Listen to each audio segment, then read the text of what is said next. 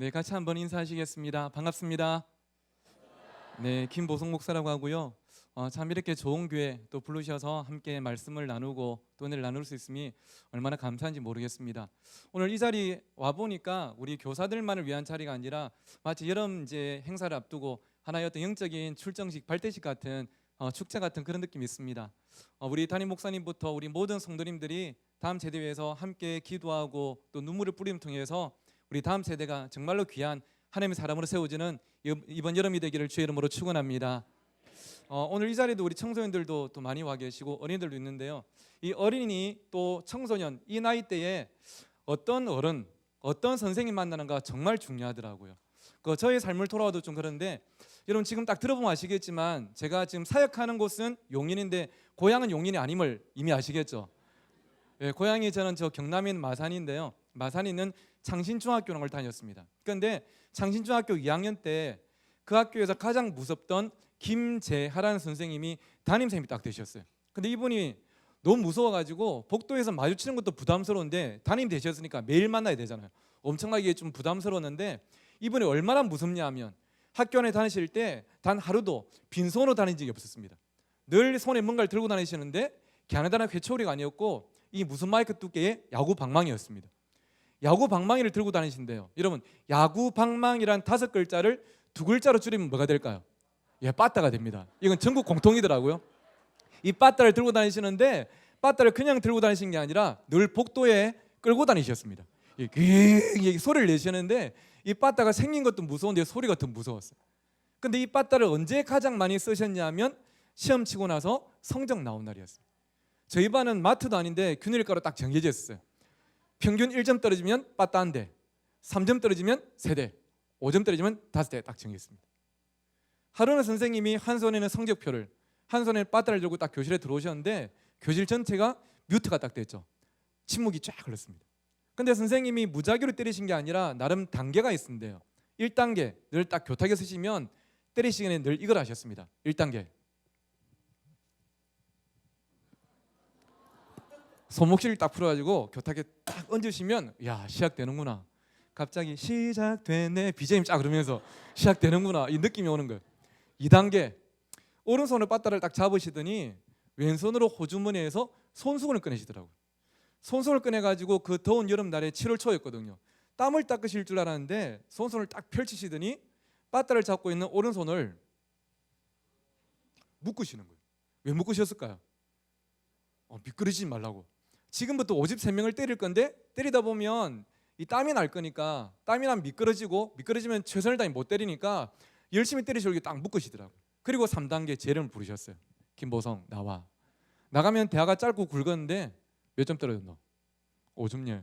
5대 엎드려 하시고 양손으로 때리시는데요. 진짜 온맘 다해 생명 다해 뜻을 다해 때리셨어요. 1년 동안 그렇게 맞았습니다.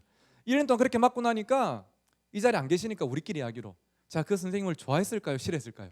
싫어했겠죠. 1989년 12월 23일 드디어 2학년 2학기가 끝나고 겨울방학한 날 얼마나 좋아하는지 모릅니다. 야 이제 끝났다. 안 맞는다. 근데 인생이란 게 제 마음대로 안 되더라고요.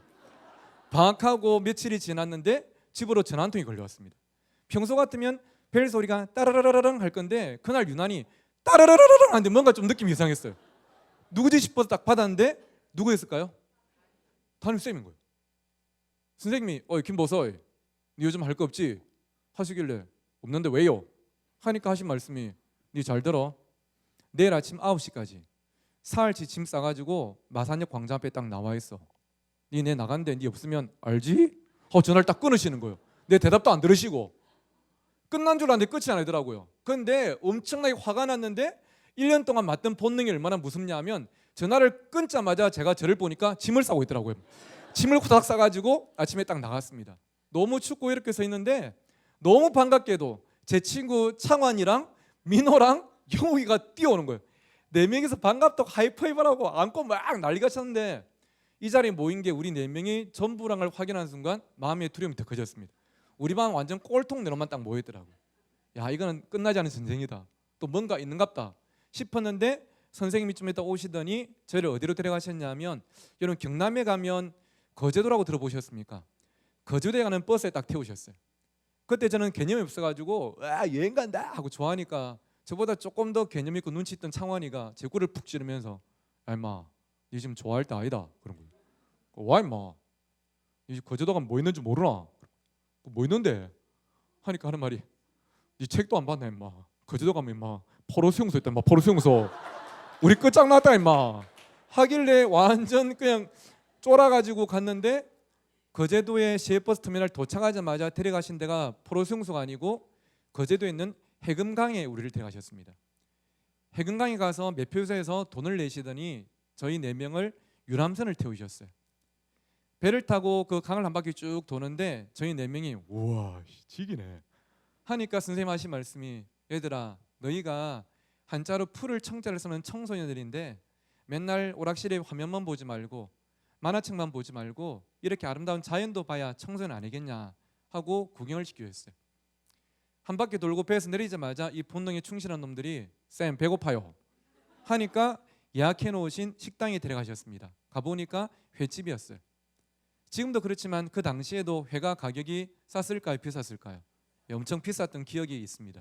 근데 비싼 회를 사주시면서 저희가 워낙 잘 먹으니까 선생님이 절대 하지 말아야 될 말씀을 해버리셨는데 뭐라고 하셨냐면 얘들아 맛있지? 마음껏 먹어라 이러셨어요. 그 말씀을 하시면 안 됐어요.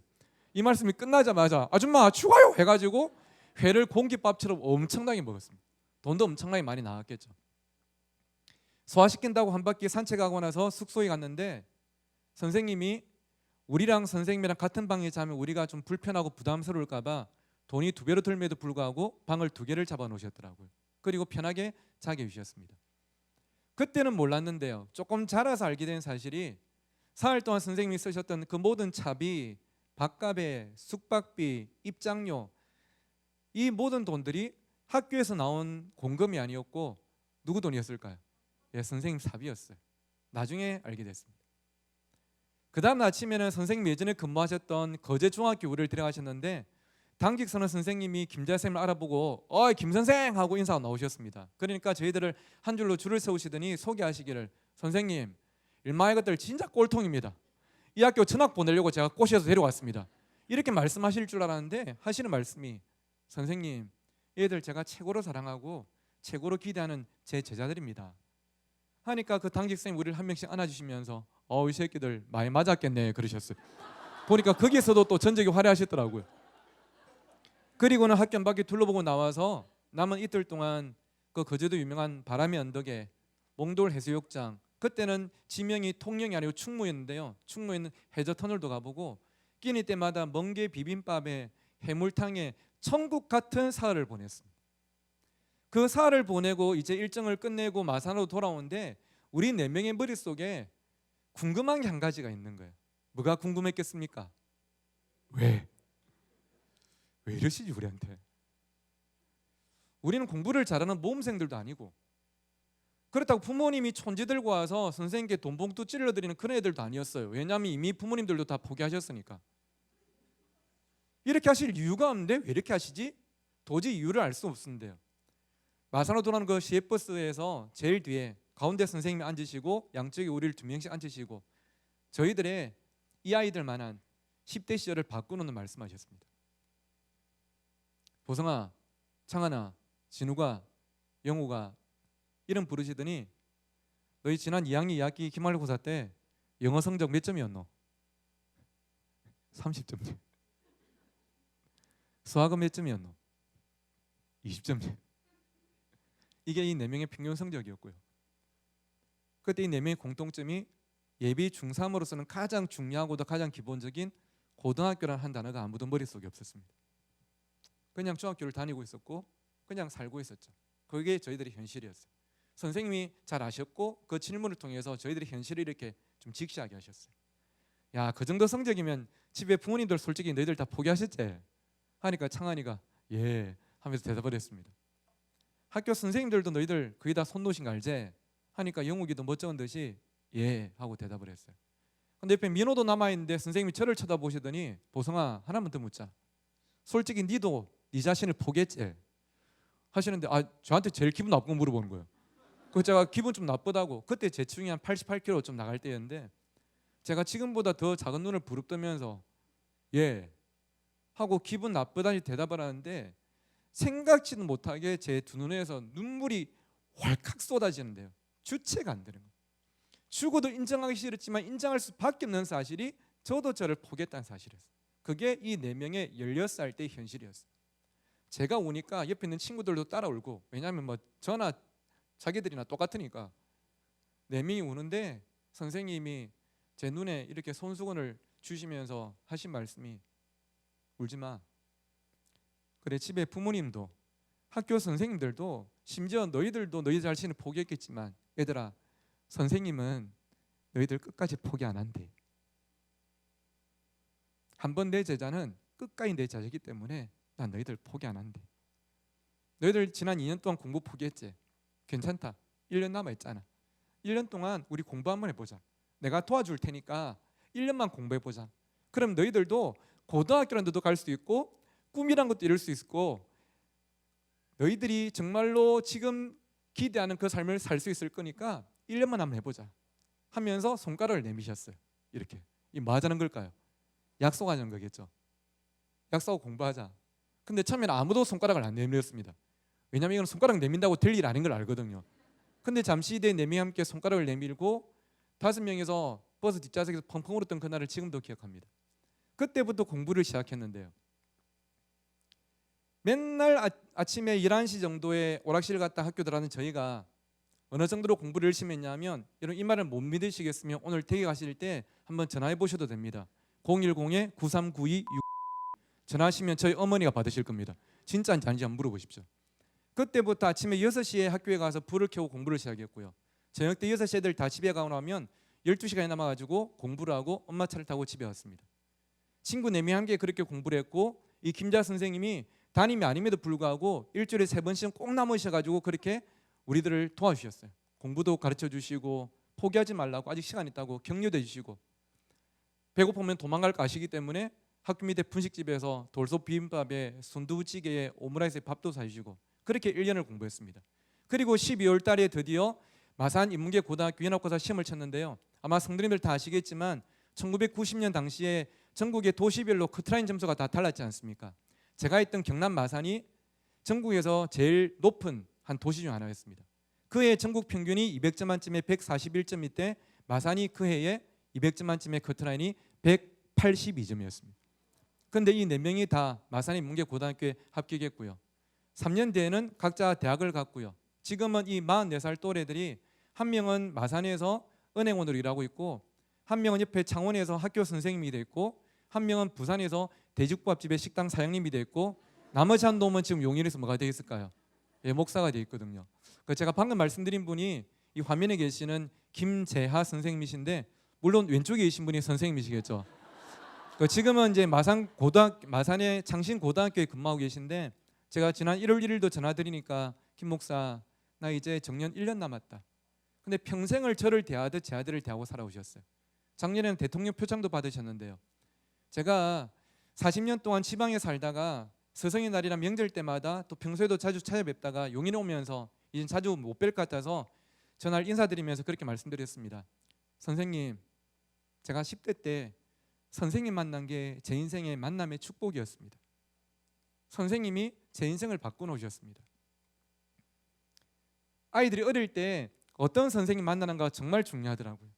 저는 오늘 이 자리에 계시는 우리 선생님들이, 나아가서 우리 성도님들이, 우리 교회가 우리 사랑하는 다음 세대로 하여금 하나님을 만나게 하고 꿈을 꾸게 하고 우리 세대보다 더 하나님께 쓰임받게 만드는 그런 세대로 살아가게 우리가 함께 응원하는 이 교회가 되기를 주의 이름으로 축원합니다.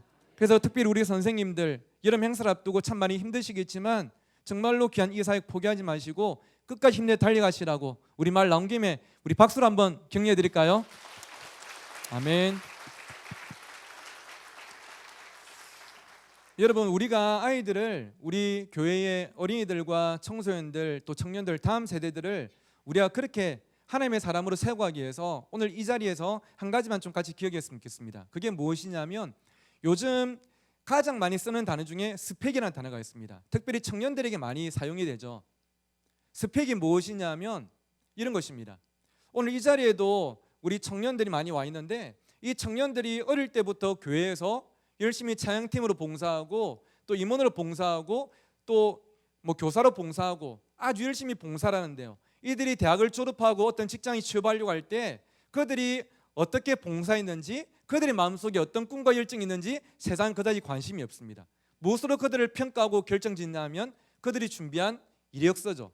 그들이 준비한 포트폴리오입니다. 거기에 어떤 스펙이 적혀있는가 보고 어느 정도의 숫자가 적혀있는가 보고 이 청년을 평가해버립니다. 그것이 스펙입니다. 아주 기능 중심적인 세상을 우리가 살아가고 있죠. 우리 성도님들도 죄송하지만 마찬가지입니다. 성도님들이 자녀들을 얼마나 사랑하시는가, 교회에서 얼마 동안 봉사해 오셨는가는 세상 그다지 관심이 없습니다. 무엇으로 여러분을 평가하냐면 여러분이 사시는 아파트가 몇 평인지, 어떤 차를 타시는지, 어떤 핸드백을 들고 계신지, 자녀들을 어떤 학교에 보냈으며 여러분의 직장은 어디인지를 가지고 여러분을 평가하고 결정짓죠. 이것을 스펙이라고 합니다. 그러다 보니까 우리 아이들이, 초등학생들도 청소년들도 늘 성적과 기능과 숫자로 평가되는 이 시대를 살아가고 있습니다. 아이들이 성적에 대한 부담이 얼마나 많은지 몰라요. 예를 들면 제가 고등학생 때 하루는 제 친구를 데리고 저희 집에 놀러 갔습니다. 집에 가서 엄마가 주방에 계시길래 엄마 내 친구 놀러 왔다 하고 같이 제 방으로 가려고 하는데 주방에서 설거지를 하시는 저희 어머니가 저를 부르시더라고요. 보성아 잠깐 와봐라 하고 저를 부르셨어요. 그리고 가니까 제가 데리고 온 친구에 대한 정보를 한 가지 물어보셨습니다. 뭘 물어보셨냐면 제 이름 뭐야? 교회 다녀? 이걸 먼저 물어보신 적이 한 번도 없었어요. 늘 첫 번째 질문은 이거였습니다. 공부 잘하나? 공부 잘하나? 그러면 저희 대답이 경우에 따라 다르겠죠. 하루는 서울대를 나왔고 지금은 이제 대기업에 일하고 있는 봉주라는 친구를 제가 저희 집에 데려갔을 때가 있어요. 공부 잘하나? 물어보길래 엄마 봉주 우리 반 1등이다 하니까 약 10분 뒤에 어머니가 제 방에 오시더니 평소에 안 하시던 노크를 하시고 들어오셔가지고 손에 뭘 들고 오셨을까요? 예, 과일을 들고 오셨더라고요. 잘 아시네요. 그리고는 이 과일을 봉주 앞에 놓으시면서 봉주한테 뭐라 말씀하셨냐면 봉주야 우리 보성이랑 친하게 지내. 저희 어머니 아십니까? 너무 잘 아시네요. 우리 보성이랑 친하게 지내라 말씀하셨어요. 근데 보름 뒤에 제가 제 친구 진욱이를 데려왔습니다. 진욱이는 저랑 비슷한 놈이었어요. 진욱이가 같이 들어오니까 저를 부르시더니 공부 잘하나? 엄마 진욱이 나하고 비슷하다 하니까 약 10분 뒤에 엄마가 제 방에 오시는데 노크가 어디 있습니까? 문을 열고 들어오시더니 손에 과일도 없었어요. 진욱이 뭐라 하셨냐면 진욱아 너 금방 안 기다리시나? 빨리 가라 하고 빨리 집에 보내셨습니다. 제가 지금 엄마를 지금 디스하는 게 아니고요. 아이 이름이 무엇인지 어떤 삶을 살았는지 그것보다는 몇 등인지로 우리 아이들이 평가받고 있는 거예요. 지극히 숫자로 평가받는 것이죠.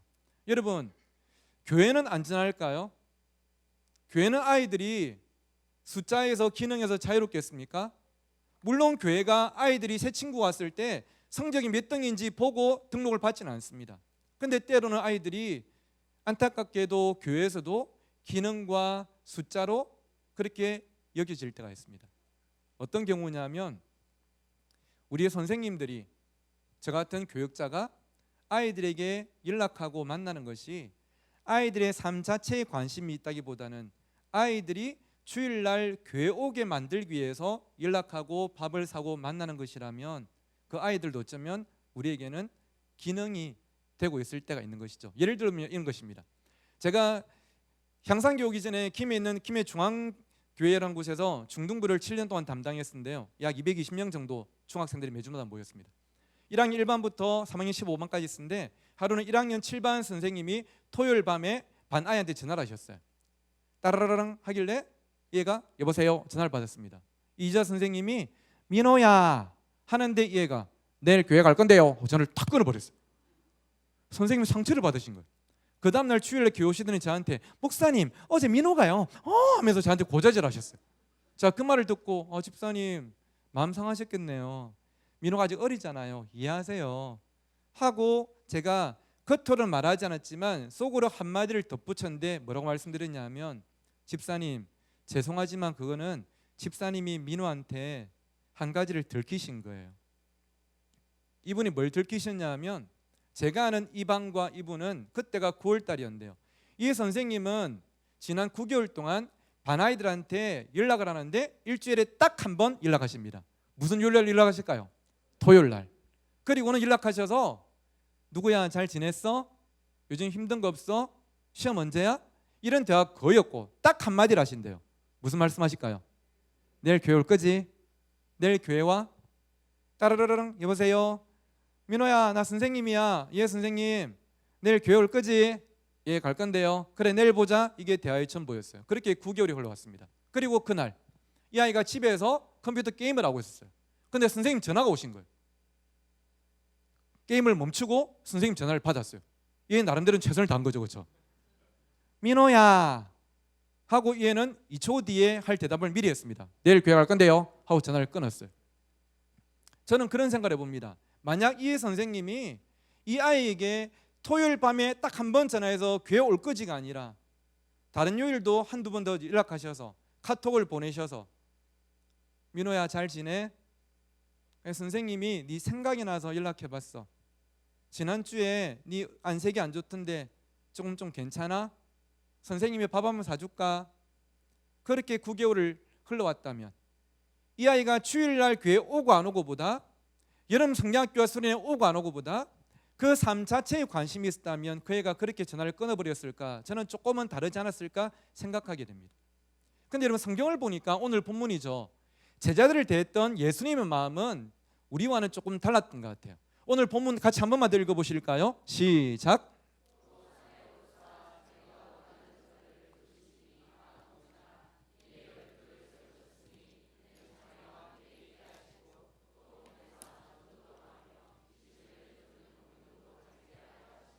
아멘. 여러분 이 본문은 예수님께서 12명의 제자를 불러 모으시고 나서 얘들아 내가 너희들을 왜 불렀는지 아느냐 하면서 이유를 소개하시는 장면인데요. 오늘 본문에는 예수님께서 제 아들을 부르신 이유를 크게 세 가지로 말씀하십니다. 그 첫 번째가 무엇이냐면 이는 자기와 함께 있게 하시고, 두 번째는 또 보내사 전도하게 하시고, 세 번째는 귀신을 내쫓는 권세를 주셔서 귀신을 내쫓게 하기 위해서 부르셨대요. 자기와 함께 있게 하시고 전도하게 하시고 귀신 내쫓게 하기 위해서. 근데 저는 처음 이 말씀을 접했을 때에 뭔가 풀리지 않는 궁금증이 있었는데 그것이 무엇이냐면 제가 생각할 때 예수님이 12,000명도 아니고 고작 12명을 불러서 그들을 빨리 훈련시키고 그들에게 말씀하셔야 될 중요한 역할이 무엇이냐면 전도와 귀신을 내쫓는 게 아니었을까. 왜냐하면 당시에 예수님을 메시아로 믿는 사람들이 거의 없었기 때문에 유대인들과 이방인들을 보내서 이 예수 그리스도를 믿게 만드는 전도가 중요했을 것 같고요. 내가 이것을 위해서 너희를 불렀다. 동네 방네마다 갈릴리에도 데가볼리에도 귀신 들린 사람들이 꽉 차 있었습니다. 이들에게 빨리 보내서 귀신을 내쫓아서 하나님 나라가 임하고 있음을 보여주는 게 급선무가 아니었을까. 나는 이 일을 위해서 너희들을 불렀다 말씀하실 줄 알았는데 예수님은 이렇게 중요한 기능들을 두 번째와 세 번째로 밀어버리시고 첫 번째로 무엇을 말씀하셨냐 하면 이는 자기와 함께 있게 하시고로 말씀하셨습니다. 무슨 말씀이냐 하면 예수님은 그들을 어디에 써먹을까 관심이 있었던 게 아니라는 것입니다. 그들이 뭘 잘할 것인가에 관심이 있었던 게 아니라 예수님은 그들의 존재 자체에 관심이 있었던 것이죠. 조금 바꿔 말하면 얘들아 나는 너희들과 함께 있고 싶어서 너희들을 불렀다. 나는 너희들이 좋아서 불렀다. 너희들이 잘하고 못함보다 나는 너희들의 존재 자체만으로도 나는 참 행복하다. 그것이 바로 제자들을 향한 주님의 마음이었어요. 바로 존재로 대하는 것이었습니다. 한번 여러분 이 단어를 저를 한번 따라해 보실까요? 존재. 우리가 여름 성경학교와 수련을 준비하면서 가정에서 자녀들을 키우면서 중요한 것은 아이들이 우리에게 기능이 아니라 존재만으로도 소중한 그런 관계가 되어지는 것입니다. 뭔가를 잘해서가 아니라 꼭 교회를 와서가 아니라 존재 자체만으로도 나에게 사랑받을 수 있는 그것이 바로 제자들과 오늘 우리를 향한 주님의 마음이란 것이죠. 그들이 우리에게 존재가 될 때 우리가 꼭 교회라고 말하지 않아도 그들의 발걸음은 교회와 하나님을 향하게 됨을 늘 보게 됩니다. 제가 고등학교 1학년 때인데요. 하루는 아침에 날씨가 정말 좋았는데 야간 철학소라고 있는데 갑자기 비가 억수같이 오기 시작했습니다. 당연히 우산이 준비가 안 됐겠죠. 그 제가 전도에서 교회 다닌 지 3개월 정도 된 진욱이한테 야 진욱아 뛰자 해가지고 야간 철학소이 끝나자마자 머리 위에 가방을 쓰고 교문 앞으로 뛰기 시작했습니다. 그런데 교문 앞에 어디선가 많이 본 듯한 번호판에 승용차가 내서 있는 거예요. 8753 많이 봤는데? 아니야 다를까 누가 들으셨냐면 저희 아버지가 아니라 당시에 제 모교회 서마산교회, 제가 다니던 서마산교회 고등부 1학년 담임쌤이신 문혜원 집사님이 운전석에서 내리시는 겁니다. 쌤 여기 웬일이에요 오늘? 하니까 하신 말씀이 갑자기 비가 오길래 보성이랑 진욱이 우산 준비 안 됐을까봐 비 맞을까봐 생각나서 왔지. 타라 하면 저를 차에 태우시고요. 곧장 어디로 가시냐면 바로 교회에 지하 기도실로 가셔가지고 저희들 앉혀놓고 주여 기도하셨으면 저희 교회 안 다녔어요. 그 길로 바로 밑에 있는 경상분식 가셔가지고 그때 제 체중이 88kg, 진욱이가 90kg. 이런 둘이한테 지금도 사주신 게 선명히 기억나는데 라면 2그릇, 공깃밥 2그릇, 순대 2인분, 떡볶이 2인분, 튀김 2인분을 사주셨습니다. 이거를 다 먹고 나니까 맛있게 먹었나 가자 하시더니 저희들을 차에 태우시고 저희들 집 앞에 딱 내리셨어요. 그리고 손에 우산 하나씩 쥐어주시면서 딱 한마디를 하셨습니다. 교회 올 거제? 안 하셨습니다. 보성아, 진우가 얼굴 봐서 좋았다 하고 가셨어요. 저희가 내려가지고요 밖에서 우산을 펼쳐들고 이런 대화를 나눴습니다. 진우가 우리 쌤 좋다 맞지? 하니까 진욱이도 우리 이번 주일날 교회 가자. 가자 하고 주일날 교회 가서도 훈훈한 스토리로 마무리될 수 있는데 그때 조금 더 나눴던 대화가 진우가 우리도 2년 뒤에 20살 대학생 되면 우리 문희연쌤처럼 중고등부 교사로 신청해가지고 까만 비닐 봉다리에 바나나 우유랑 아이스크림이랑 간식 사들고 우리 중고등부 후배들 학교에 찾아다니자. 그럼 오늘 우리가 이렇게 기분이 좋은 것처럼 그 애들도 그렇게 기분 좋지 않을까? 진욱이도 그러자 해가지고 둘이 20살이 되자마자 저는 문혜연 집사님 반의 보조교사, 진욱이는 문 집사님의 아내 되시는 정혜자 집사님 반의 보조교사로 신청해서 그때부터 중고등부 교사를 시작했고요. 공강 시간마다 둘이 시간이 날 때마다 오늘은 마산중학교, 다음 날은 성지여고 후배들 찾아와서 애들 만나기 시작했고 24년이 지난 지금도 저는 점심시간마다 저녁시간마다 우리 고등부 아이들을 만나러 찾아가고 있습니다. 방금 말씀드린 분이 앞에 왼쪽에 두 번째 계시는 문혜연 지금은 장로님이신데요. 제일 왼쪽은 최정자 여사님 저희 어머니시고 제가 그 천안에 있는 고려신학대학원 졸업한 날이었습니다. 근데 그때는 제가 모교에서 사역지를 이제 옮겨가서 사역을 나가서 제가 졸업하는 것을 모르셨을 건데 뒤늦게 아시고 차를 몰고 마산에서 천안까지 오셨어요. 그런데 졸업식 내내 장로님이 얼마나 우시든지 우리 보성이 목사 된다고 얼마나 우시든지 제 친구들이 저분을 보고 저희 아버지인 줄 알았답니다. 근데 저희 아버지는 저 현장에 계셨는데 그때 당시에 불신자셨거든요. 아들 목사 된다고 신대원에서 줄담배를 뻑뻑 피시는데 이분은 그렇게 우시더라고요. 제가 얼마 전에 모교회에 설교하러 갔더니 당회하시다가 신발도 안 신시고 뛰어나오셔가지고 저를 안아주시면서 우리 보성이 왔다고, 우리 보성이 왔다고. 내 삶에 관심을 가지고 꼭 교요라고 말하기 위해서가 아니라 그냥 내 삶에 관심을 가지고 나를 존재로 대하시면서 찾아온 나에게 관심을 보인 그 발걸음과 그 사랑이 저로 하여금 교회 오게 만든 정도가 아니라 삶의 방향을 만들어 가더라고요. 그것이 바로 존재인 것이죠. 사랑하는 성도 여러분, 선생님 여러분, 이번 여름 성경학교 때 수련회 때 그리고 주일날도 우리 아이들이 얼마나 많이 교회 오는가 정말 중요합니다. 하지만 많이 왔다고 몇 명이 왔다고 그냥 우리가 박수치면서 끝내는 것이 아니라 이번 여름 성경학교와 수련을 통해서 여러분의 제 아들과 자녀들이 우리 교회에서만큼은 기능이 아니라 존재가 되기를 주의 이름으로 축원합니다.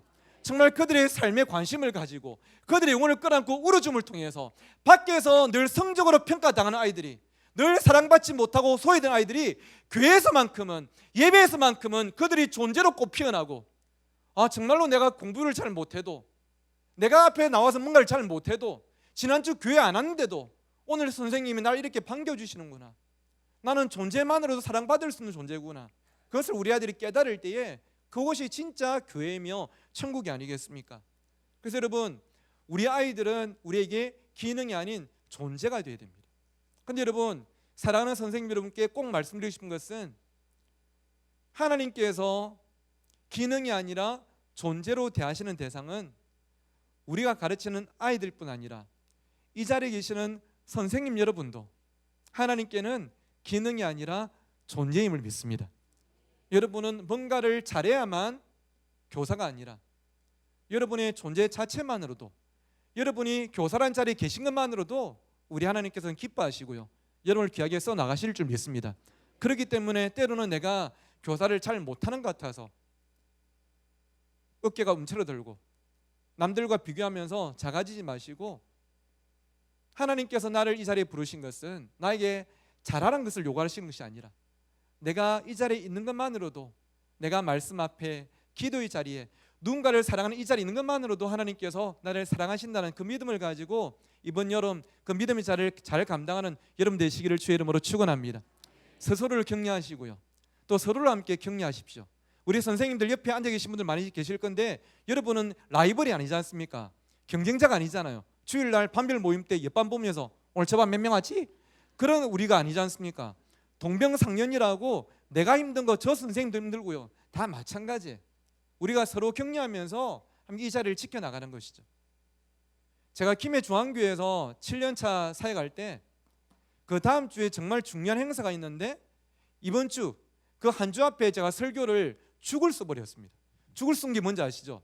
설교를 완전 망쳐버린 거예요. 오늘 설교를 잘해야만 애들이 은혜 받고 다음 주 행사가 잘 되는데 완전 죽을 써버렸어요. 그냥 끝장 나버렸어요. 3년 같은 30분을 보내고 축도하고 중등부실 뒤에 서 있는데 기분이 정말 안 좋더라고요. 저 스스로인데 실망스러운 거예요. 그래도 목사가 주일날 인상 속에 있을 수가 없으니까 웃고 있는데 7년 동안 있다 보니까 제 표정만 봐도 제 기분 아시는 여집사님 한 분이 오시더니 저한테 목사님 오늘 설교 은혜 많이 받았습니다 하시더라고요. 그 제가 오늘 죽순 거 알거든요 하니까 이분이 웃으시더니 그냥 가시는 거예요.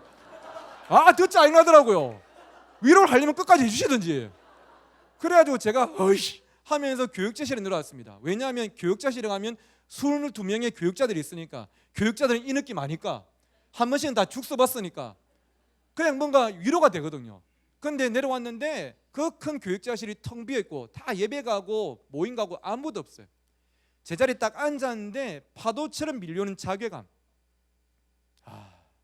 설교 한두 번 하나 내가 이래가지고 목사가 제가 화가 나가지고요, 제 이마를 제 책상에 3번 쿵쿵쿵 3번을 치워받고 눈을 감고 의자에 몸을 기대가지고 마음을 추스리고 있는데 이 모습을 누가 봤냐면 우리 중등부 1학년의 광빈이가 봐버렸어요.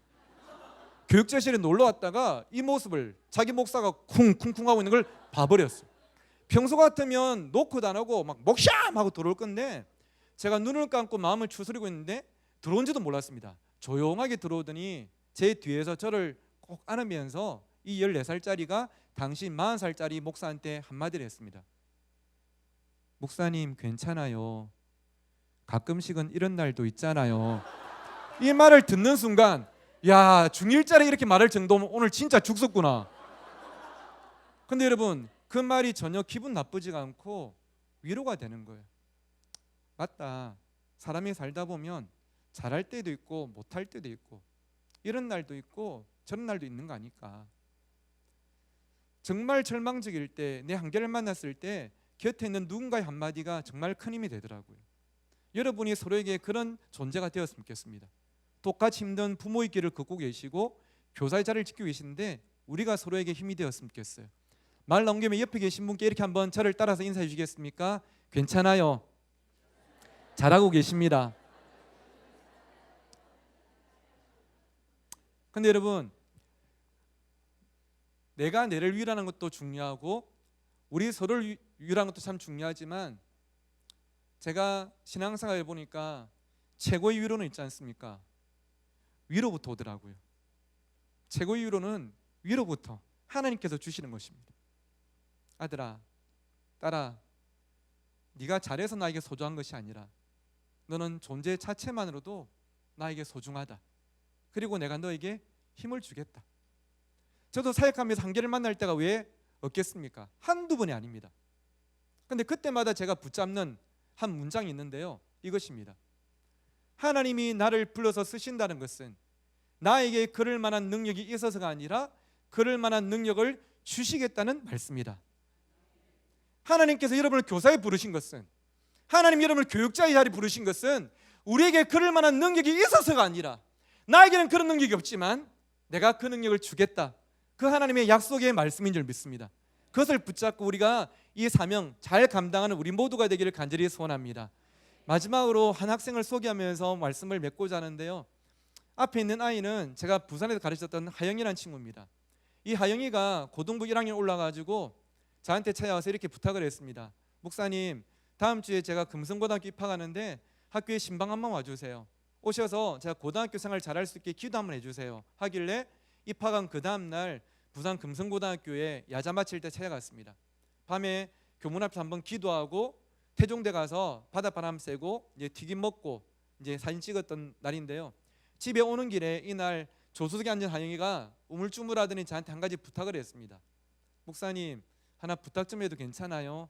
하길래 괜찮다고 편하게 이야기하라고 하니까 얘가 저 달마다 혈액형도 A형이고 성격이 소심한데요, 우물쭈물하더니 어렵게 이야기를 꺼냈습니다.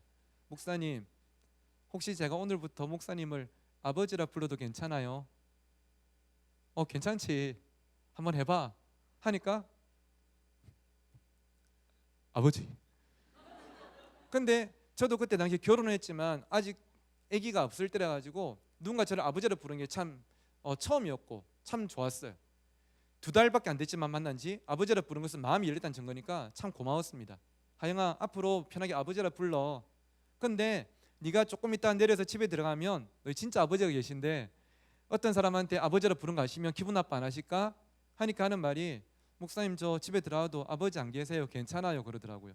어디 가시냐 물어보니까 하영이가 자기 이야기를 해주는데, 자기가 6살 때, 동생이 4살 때 부모님 두 분이 심하게 다투시고 이혼하시면서, 이혼하시더라도 아이들을 데려가서 키워야 되는데 두 분이 아이들을 그냥 버려버린 거예요. 있을 수가 없는 일이 일어나 버린 거죠. 그리고 두 분은 같은 부산 땅에서 각자 재혼을 하셨습니다. 버림받은 이 두 아이를 연세가 90이 넘으신 할머니가 전라도에서 오셔가지고 부산의 수정동이라고요, 가장 가난한 동네, 거기서 또 가장 가난한 산 중턱에 있는 안창마을 판자촌에서 키우기 시작하셨습니다. 그래서 지난 10몇 년 동안 누군가를 아버지라 부르던 적이 한 번도 없었대요. 그래서 한번 불러보고 싶었대요. 자, 그 말을 듣는데 마음이 참 너무 어려워가지고 한참 동안 울다가 하영이를 꼭 껴안고 이야기했습니다. 하영아, 내가 오늘부터 네 아빠 노릇 한번 해볼게. 내가 네를 낳지는 않았지만 네가 공부하고 신앙생활 할 수 있게 내가 아빠 노릇 한번 해볼게. 약속을 하고 삶을 살펴보니까 애가 너무 가난한 거예요. 가난할 수밖에 없는 구조였는데 부모님이 같은 부산에 사시지만 돈 한 푼 안 보내주시고 한 번도 안 찾아오시고 인연을 그냥 끊어버린 거예요. 연세가 90이 되신 할머니가 무슨 일을 하겠습니까? 주위에서 사정을 아시는 분들이 조금 도와주지만 이 형제가 고등학교, 중학교 다니기엔 너무나 역부족인 것이죠. 늘 교회 올 때마다 입고 왔던 체크무늬 그 후드티가 지금도 기억납니다. 워낙 그것만 입었으니까. 돈도 없죠. 부모님도 안 계시죠. 정말로 절망적인 상황 아니겠습니까? 그런데 친구 성년의 전도로 중3 때부터 교회를 다닌 이 한영이가 수련 때마다 앞에 나와서 눈물을 뚝뚝 흘리면서 했던 기도를 잊을 수가 없습니다. 하나님, 아시다시피 저는 돈도 없고 부모님도 안 계시지만 저에게는 하나님이 계시기 때문에 포기하지 않을게요. 하나님 저를 써주세요. 그 기도가 지금도 기억나요. 그랬던 한영이가 고3이 되었을 때에 2월 말에 고등부 수련을 마치고 저를 찾아왔습니다. 하는 말이, 아버지 저 꿈이 생겼어요. 한 번도 꿈이 없다고 이야기했던 이 한영이 때문에 그 말에 참 반가웠고요. 무슨 꿈이냐 물어보니까 가고 싶은 대학도 구체적으로 정했대요. 어떤 대학 가고 싶냐 물어보니까 저한테 반문을 했습니다. 물어본 게 뭐냐면, 아버지 이번 수련회 때 아버지 하셨던 설교 제목 기억나요? 저한테 물어보는데 갑자기 기억이 안 나더라고요. 근데 무슨 설교했뇨? 물어보니까 아버지 비더스타 설교했잖아요. 아 맞다, 제가 영어로 비더스타, 별이 되라는 설교를 했습니다. 다니엘서에 보면 많은 사람을 옳은 대로 돌아가게 한 자는 하늘의 별과 같이 영원토록 빛나리라는 말씀이 있는데, 얘들아 별이 되라. 나만 잘 먹고 잘 살다가 비싼 땅에 파묻혀서 끝나는 삶이 아니라 하늘에 빛나는 별처럼 사람들의 길을 비춰주고 하나님께 인도하는 별 같은 삶을 살아라 설교했는데, 말하는 게, 아버지 저는요 육군 사관학교를 졸업해서 저는 별을 달 거예요. 근데 계급만 별이 아니라 설교 말씀처럼 많은 사람들을 하나님께 인도하는 별과 같은 삶을 살고 싶어요. 내가 언젠가 부대장이 되었을 때에 내 앞에 있는 젊은이들에게 나를 봐라. 나는 부모님도 안 계셨고 돈도 없었지만 하나님이 계셨기 때문에 저희 이근까지 왔다고. 그분이 나를 인도하셨다고. 너희들도 그 하나님 만나라고 말하는 그런 삶을 살 거예요 말하더라고요. 그리고는 가장 힘들다는 그 고3 때 하인이가 정말로 신앙생활을 열심히 하고 공부도 열심히 해서 참 감사하게도 그 다음 해에 육군사관학교에 입학을 했습니다. 그리고는 얼마 전까지 강원도 철원에서 이제 소위로 중위로 군생활을 하다가 얼마 전에 저한테 전화가 왔습니다. 전화 와서 하는 말이 뭐냐면 아버지 저 축하해 주세요 하더니 저 장가 가요 그러더라고요. 그래서 어릴 때 하잉이가 습관적으로 반복했던 말이 이거였습니다. 아버지 저는 장가 안 갈 거예요. 고등학생이. 근데 처음 들을 때는 그 말이 무슨 말인지 몰랐는데 나중에 몇 번 듣고 나니까 어떤 마음에 그 말을 하는지를 알겠더라고요. 그랬던 아이가 장가를 간다는 말에 참 반가웠습니다. 하영아 진짜 축하한다. 내가 꼭 갈게 하니까 하는 말이 아버지 그날 안 오시면 우리 한동안 못 볼 줄 몰라요 그런 거예요. 근데 무슨 일이냐 물어보니까 하는 말이 결혼하고 나서 그 다음 달에 어딜 가냐면 우리나라 전 장교들 중에 몇 명을 선발해서 미국 국방부로 이제 연수를 보내는 프로그램인데 여기 선발이 된 것이죠. 모범 장교로. 그래서 미국 가 있는 동안 당연히 못 볼 거고 미국에서 연수 마치고 오더라도 지 말로 지가 더 바빠서 저를 만나줄 시간이 없을 거라고 결혼식에 오라더라고요. 그래서 알겠다 임마 해가지고 결혼식 갔었는데 얘가 결혼을 하고 얼마 전에 사진을 미국에서 보내왔습니다. 다른 나라에서 이제 같이 온 장교들이랑 훈련을 하고 배우고 있는데 늘 연락 올 때마다 하는 말이 그것입니다. 아버지 저는 별이 될 거예요. 계급만 별이 아니라 많은 사람들을 하나님께로 인도하는 별과 같은 삶을 살고 싶어요. 여러분 이것이 교사되고 부모된 우리의 행복과 보람이 아니겠습니까? 그래서 말씀을 마치겠는데요. 얼마 전에 제 그 부서에 선생님 한 분이 호주에 여행을 갔다가 이걸 사왔습니다. 저한테 선물해 주더라고요. 이 부메랑을. 이런 목사가 부메랑 어디에 쓰겠습니까? 예배 시간에 뭐 좋은 놈들한테 던져서 맞추겠습니까? 그런데 제가 이거를 보고 있다가 하나님 주신 마음이 있어가지고 빨리 프린트를 해서 이 부메랑에 붙이고 제 교육자실에 걸어놨다가 제가 오늘 들고 왔는데요. 이렇게 써놨습니다. 내가 사랑하는 제 아들을 위해서 쏟은 땀과 눈물은 결코 나를 배신하지 않고 아름다운 열매로 이 부메랑처럼 돌아올 것이다. 저는 그 사실을 믿습니다. 우리 사랑하는 부모님들과 선생님들이 이 교회가 다음 세대를 위해서 흘린 땀과 눈물은 결코 여러분 배신하지 않고 아름다운 열매로 꼭 돌아올 줄 믿습니다. 그 사실을 믿고 끝까지 이 사명 잘 감당하는 여러분 모두가 되시기를 주의 이름으로 축원합니다.